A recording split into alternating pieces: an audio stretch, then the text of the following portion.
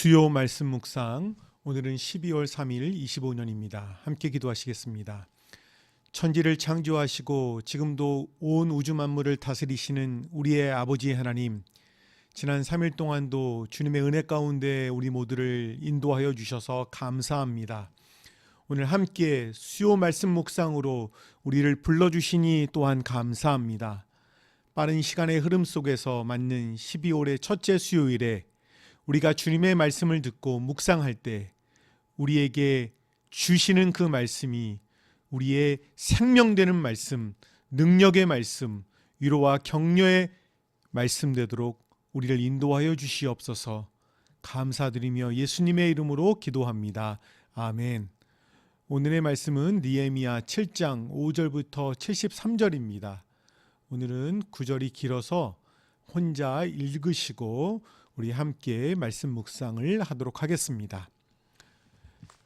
6장에서 성벽이 완성되었지요. 하지만 느헤미야는 그 순간을 자신의 사명의 끝으로 보지 않았습니다. 오히려 그는 이렇게 생각했을 것입니다. 성벽은 세워졌지만 백성의 신앙과 정체성은 더욱더 굳건히 세워져야 한다라고요. 7장은 바로 이 과정의 첫 번째 단계입니다.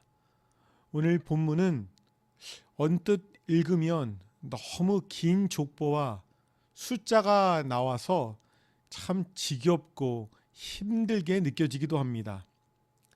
하지만 그 안에 담겨진 메시지는 참 깊습니다. 하나님은 사람을 잊지 않으시고 하나님은 잊힌 사람들을 다시 불러 세우시는 하나님임을 우리에게 보여주고 있기 때문입니다.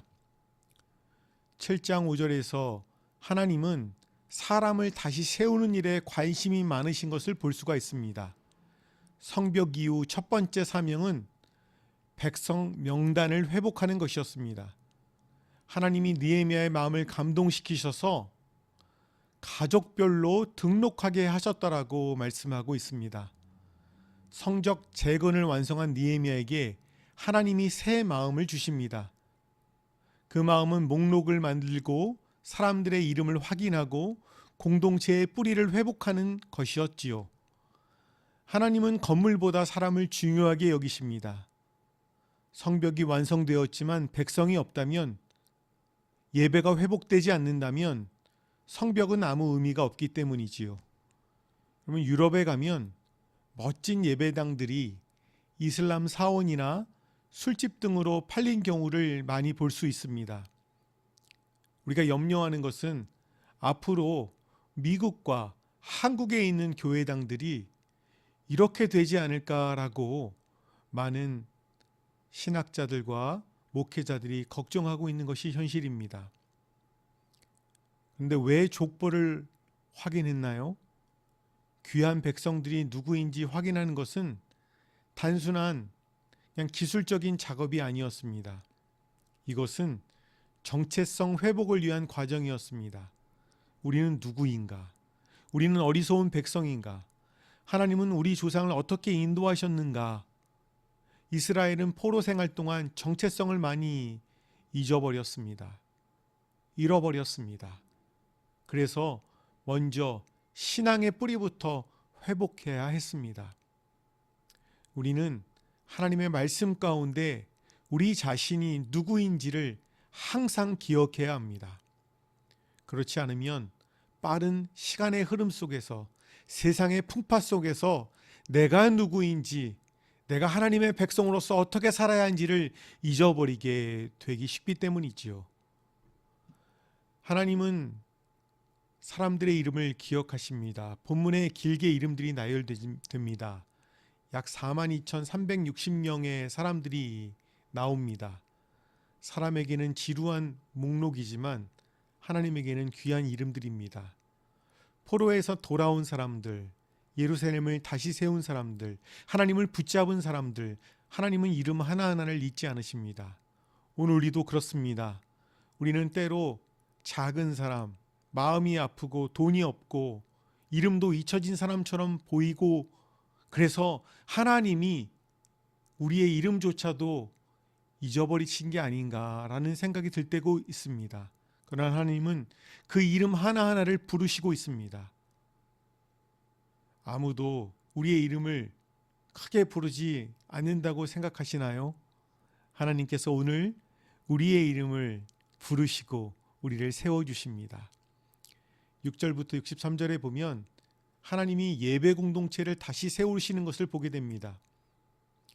하나님의 백성은 예배로 정체성이 회복됩니다. 7장에는 귀한 자들의 다양한 직분이 소개되지요. 제사장들, 레위인들, 노래하는 사람들, 문지기들, 성전 종들, 여러 사람들이 나옵니다. 그런데 이 많은 사람들 중에 절반 이상은 예배 관련 직분자들입니다.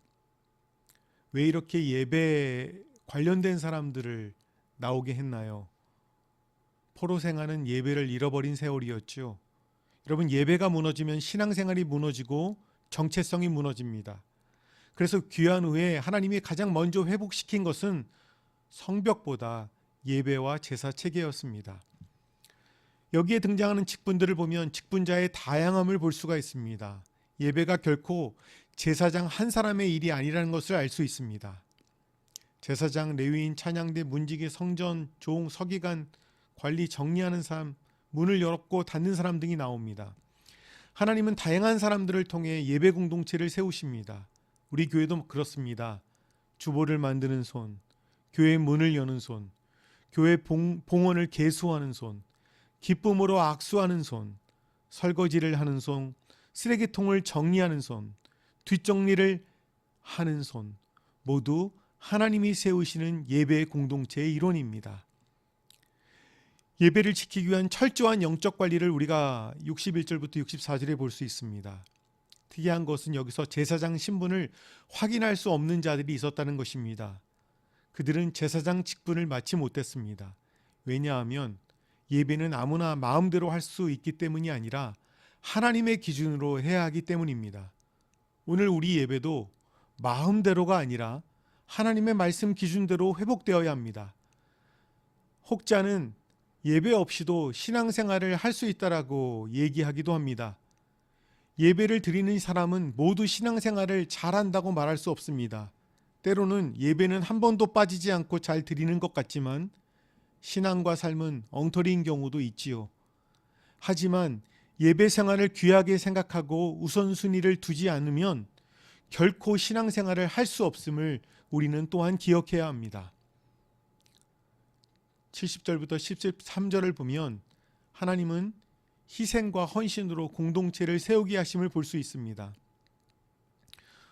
본문 오늘에서 귀한 자들이 드린 헌금의 내용이 나옵니다. 각 가문의 우두머리들이 공사를 위하여 헌물하였다라고 70절에서 말씀하고 있습니다. 여기서 매우 중요한 메시지가 담겨 있지요. 성벽 재건에는 헌신이 필요함을 말씀하고 있습니다. 현대인의 성경에는 그들이 바친 것들이 나오는데요. 족장들이 바친 것은 금 168kg, 은 약 1256kg이었다고 말하고 있습니다. 그 밖에 백성들이 바친 것은 금 168kg과 은 1142kg, 제사장복 67벌이라고 말씀하고 있습니다.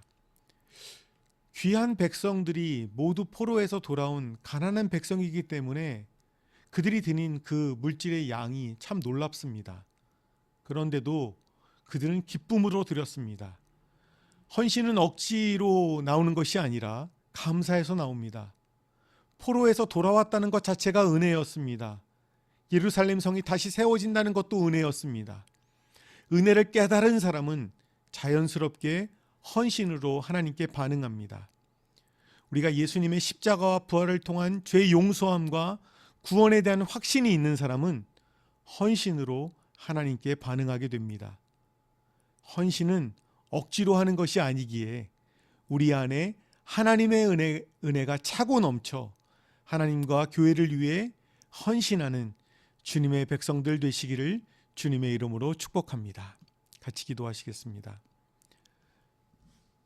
하나님 아버지, 우리 한 사람 한 사람의 이름을 기억하시고 우리를 사랑하시는 하나님의 은혜와 사랑을 기억하는 우리 모두 되도록 인도하여 주시옵소서.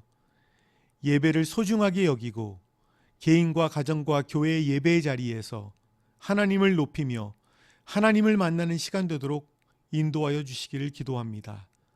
무너진 성벽만이 아니라 우리의 무너진 마음을 다시 회복시켜 주시고 세워 주시기를 간절히 소원합니다. 하나님께 받은 은혜를 시간과 물질과 몸으로 헌신하는 우리 모두 되도록 우리를 새롭게 하여 주시옵소서. 나머지 3일 동안도 주님의 은혜 가운데 성령 충만하여 주님의 기쁨이 되기를 소원하며 예수님의 이름으로 기도합니다. 아멘.